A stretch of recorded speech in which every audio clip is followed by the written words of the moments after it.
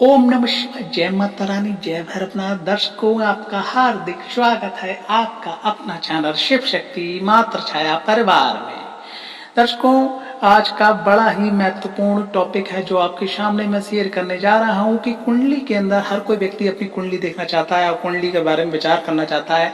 जो नए लोग हैं, जो चैनल से नए लोग जुड़े हुए, वो अक्सर उनका क्वेश्चन आता है कि कुंडली में किस प्रकार से धन को, किस प्रकार से मान सम्मान को, किस प्रकार से कुटुंब परिवार को देखा जाए। तो इसके लिए मैंने पिछली भी कुछ वीडियो बना रखी है जिसमें आपको 12 भावों के बारे में बताया, लेकिन आज ये वीडियो जो होने जा रही है वो विशेष ये होने जा रही है कि कुंडली के अंदर 12 जो भाव होते हैं, 12 जो खाने होते हैं, 12 जो खांचे होते हैं, उनका क्या हमारे जीवन पे प्रभाव पड़ता है। तो वही विषय मैं आपके सामने प्रस्तुत करने जा रहा हूँ। सभी वीडियो को इकट्ठा करके एक वीडियो के रूप में आपके सामने मैं प्रस्तुत करता हूँ। जो लोग चैनल पर पहली बार आए तो चैनल को सीधे हाथ पे रेड कलर का सब्सक्राइब बटन दबाएं और साथ ही साथ आप लोग बेल आइकन दबाना भूल जाते हैं, जिससे वीडियो के नोटिफिकेशन आपके पास टाइम टू टाइम नहीं पहुंचते। तो आप बेल आइकन को भी जरूर दबाएं और साथ साथ चैनल को लाइक भी जरूर करें। आप शुरू करते हैं इस वीडियो को। कुंडली के अंदर प्रथम भाव कुंडली के अंदर लगन भाव कहलाया जाता है। इससे व्यक्ति का जो शरीर की जो रचना है, व्यक्ति का जो बात पित्त कफ है, व्यक्ति की जो त्वचा है, व्यक्ति का जो रंग है, व्यक्ति की जो यश है अपयश है, व्यक्ति का जो है व्यक्ति का जो जीवन है वो सुख में है, दुख में है, आत्मविश्वास है, अहंकार है, मानसिकता है आदि का विचार यहाँ से किया जाता है। यानी कि पूर्ण लगन से आप ये डिसाइड कर सकते हैं कि व्यक्ति का जीवन, व्यक्ति का व्यक्तित्व लगभग किस प्रकार का होगा। उसका द्वितीय भाव से व्यक्ति का परिवार, व्यक्ति की वाणी, व्यक्ति की दाईं आंख, व्यक्ति की जिह्वा, व्यक्ति का खान पान, व्यक्ति की प्रारंभिक शिक्षा, संपत्ति आदि के बारे में जाना जाता है और व्यक्ति के धन के बारे में भी द्वितीय भाव से जाना जाता है। तीसरा भाव व्यक्ति के पराक्रम भाव को दर्शाता है।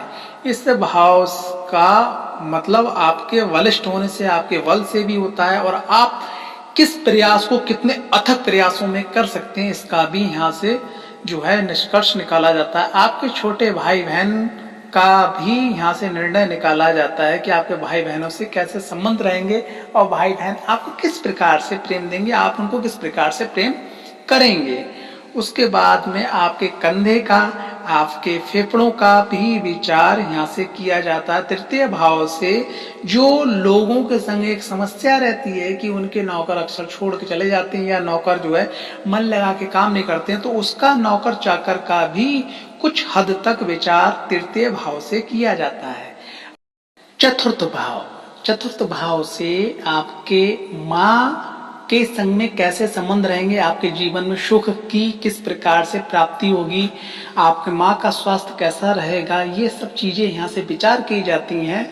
और खास करके मातृ सुख आपके जीवन में कैसा रहेगा, क्योंकि बहुत सारे बच्चे ऐसे होते हैं जिनको बचपन से ही माँ का सुख प्राप्त नहीं होता, या जो लोग हैं बड़े होने के बाद में किसी कारणवश उनकी माँ जो अस्वस्थ रहने लगती हैं या माँ उनसे दूर रहने लगती हैं, या किसी कारणवश से घर में परिवार में लड़ाई झगड़ा हो जाता है और वो लोग अलग हो जाते हैं। तो यहाँ से विचार किया जाता है आपके माँ के सुख का, आपके माँ के स्थान का और आपके माँ के स्वास्थ्य का विचार किया जाता है।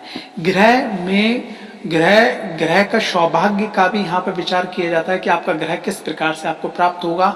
वाहन के सौभाग्य का भी यहाँ से विचार किया जाता है। बाग बगीचा, जमीन जायदाद, मित्र और छाती और पेट के रोगों का भी विचार यहाँ से किया जाता है, क्योंकि जब पेट में प्रॉब्लम होती है तो छाती में जलन होती है। इस प्रकार के जो रोग होते हैं उसका भी विचार यहाँ से किया जाता है। चेस्ट के संबंधित यानी छाती से संबंधित रोगों का भी विचार किया जाता है। आपकी मानसिक स्थिति का भी विचार यहाँ से किया जाता है, क्योंकि जब हमारा दिल घबराता है, जब हमारे ऐसे अंदर से घुटन सी होने लगती है तो उसका भी विचार किया जाता है, क्योंकि उसकी कनेक्टिविटी, उसका जो सीधे तार है वो जुड़े हुए होते हैं हमारी मस्तिष्क से।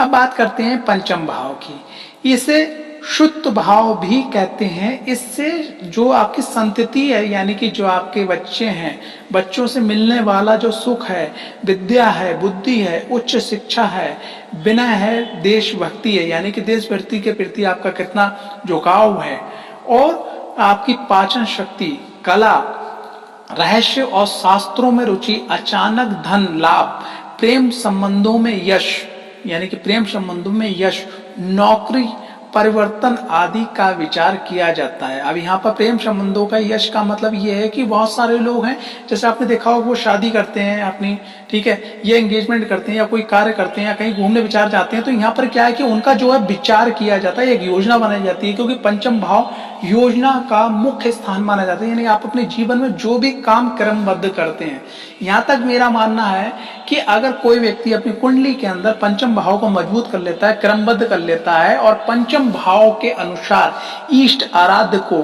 आगे लेके चलता है, तो ऐसी अवस्था में क्या होता है, वो व्यक्ति अपने जीवन में हर काम सही तरीके से, सही ढंग से, सही समय पे कर पाता है। बात करते हैं छठे भाव की। छठे भाव से शत्रु या रोग के स्थान को भी जाना जाता है। यानी छठे भाव को हम सीधे शब्दों में, सरल शब्दों में ये कह सकते हैं कि ये भाव हमारे शत्रु का है, हमारे रोग स्थान का है, ठीक है। और इससे जातक के शत्रु, रोग, भय, तनाव, कलह, मुकदमा, मामा मौसी के का सुख, नौकर चाकर का सुख, जनांगों यानी कि गुप्त अंगों के रोगों का आदि विचार भी यहां से किया जाता है।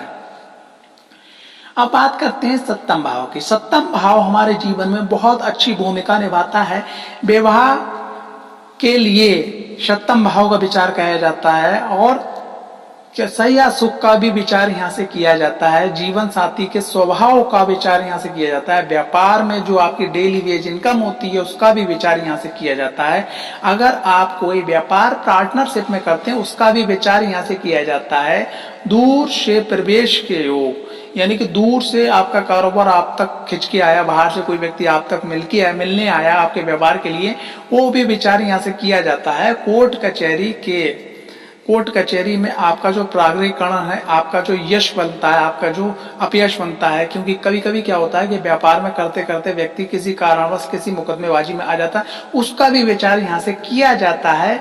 और आदि यहाँ पर जो है विवाह का स्थान का मुख्यतः विचार किया जाता है। यानी कि आपका जो जीवन संगना होगा, जिसको आप वर कह सकते हैं, आपकी जो जीवन की संगनी होगी जिसको आप वधू कह सकते हैं, यानी कि पति के कुंडली में सप्तम भाव में पत्नी का विचार और पत्नी के कुंडली में सप्तम भाव में पुरुष का विचार किया जाता है। यानी इसके वर, यानी उसके विवाहित जीवन के लिए विचार किया जाता है।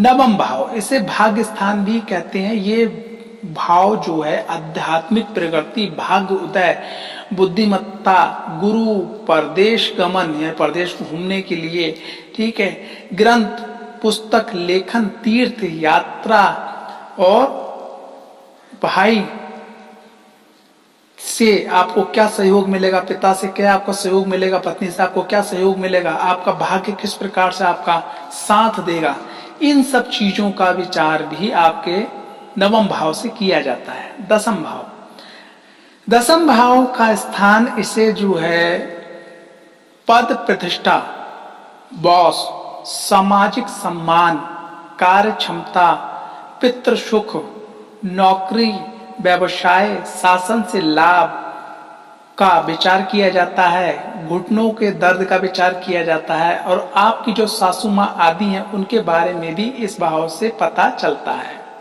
11वां भाव, इस भाव को लाभ भाव कहते हैं। इससे मित्र, ठीक है, मित्र से मिली हुई उपहार का विचार किया जाता है। आय में तरक्की का विचार किया जाता है।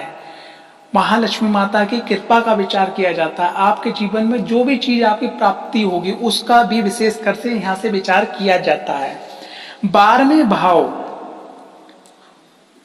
भाव को व्यय का स्थान बोला जाता है, यानी कि खर्चे का स्थान बोला जाता है। यहाँ पर आपका नुकसान, परदेश गमन, संन्यास, अनैतिक आचरण, व्यय आचरण, गुप्त शत्रु, शैया सुख, आत्महत्या, जेल यात्रा, मुकदमेबाजी का भी विचार किया जाता है। तो ये एक छोटी सी वीडियो आपके सामने मैंने प्रस्तुत करी, कम शब्दों में जो मुख्यतः प्रत्येक भाव की विषयों का विचार किया जाता है वो मैंने आपके सामने प्रकट किया, आपके सामने रखा। आशा करता हूँ ये वीडियो आपको अच्छी लगी होगी।